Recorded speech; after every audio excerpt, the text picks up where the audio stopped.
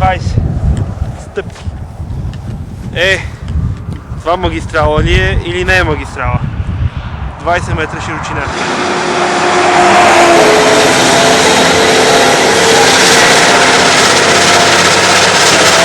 Никой не ти казва мерят, пращат ни казва мериме тук, па за какво е, що и ние не знаем. Знаят, не може да не знаете. Никой нищо не ни питал, даже като разбрахме, че ще ни блъскат. И мъжа ми пусна, че не е съгласен. Обаче те тук казаха, че това е от национален мащаб, така че излишно да пуска възражение.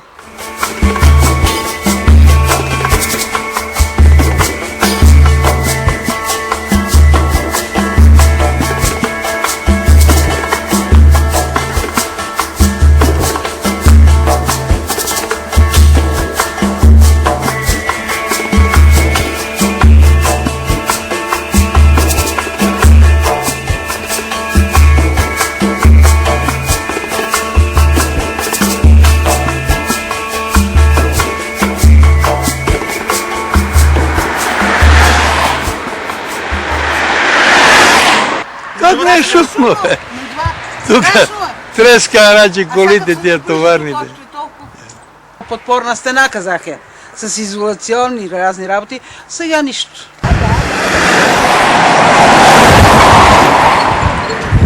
Тук е голям шум и особено когато сухо времето не може да се живее. Знаеш каква мърсотия, просто като изсъхне тази луга, дето хвърля тук, всичко отива в къщата. Прах страхотна. И ужас. Просто не знам как ще бъде. Нищо не е чисто, нищо. Съдихме градина, доматите се развалиха за... Доматите за 26 Прах много ли има? Има. Прах много. Има прахоляк, има миризми, има летно време, облаци се дига. Да направим положението, като вземеш тук на магистралата е... Не е добре. Последните дървета, които губят своите лиши, това са тополите. В момента тук могат да се видят само единични екземпляри от най-устойчивите към замърсяване лиши. Тук има за силни наднормени замърсявания на въздуха.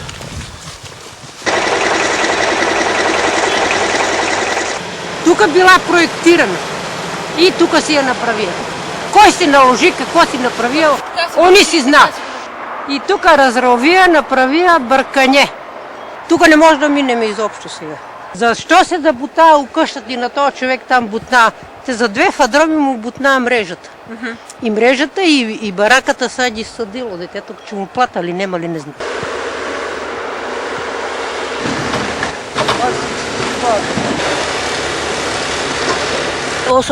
Първа и втора година ли, там некъде беше, тук гърмяха, направиха поразии по къщите и в нашата къща влезна скала. Много се разпука, издават основите, мазето се разпука.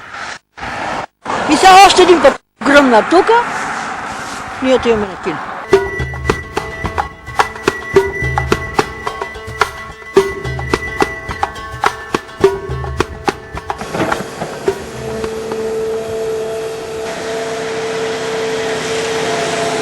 Казах, че искам, парично и все пак временно някакъв послон, да си изнесеме багаж, иначе на улицата къде ще си изнесем. Едни голи пари да ми дадат. Но не знам. Тук точно е колчето, направо по клипа. И минаваше така, тази къща и другата начали будат.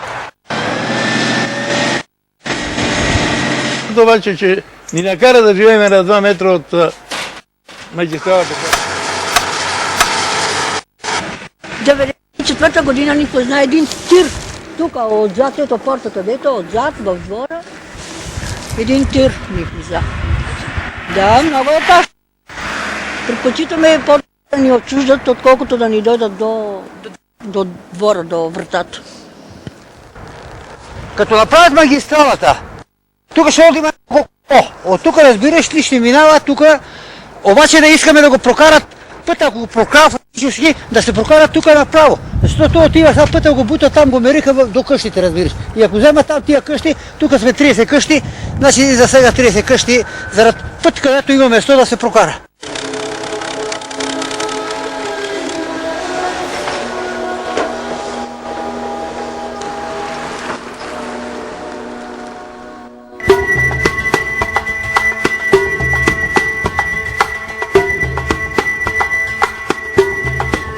Абсолютно никой нищо не ни е назвал.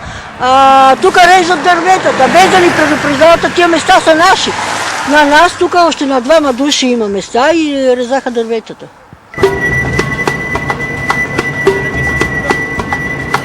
На изток от това място се намира природен парк Витоша, в който една от териториите, в които се среща, има популации на мечката, вълка, редица едри копитни, а в ляво се намира планинския масив на Голо Върне, който е естествен биологичен коридор за свързване на природния парк Витоша с планините, разположени на запад от тук.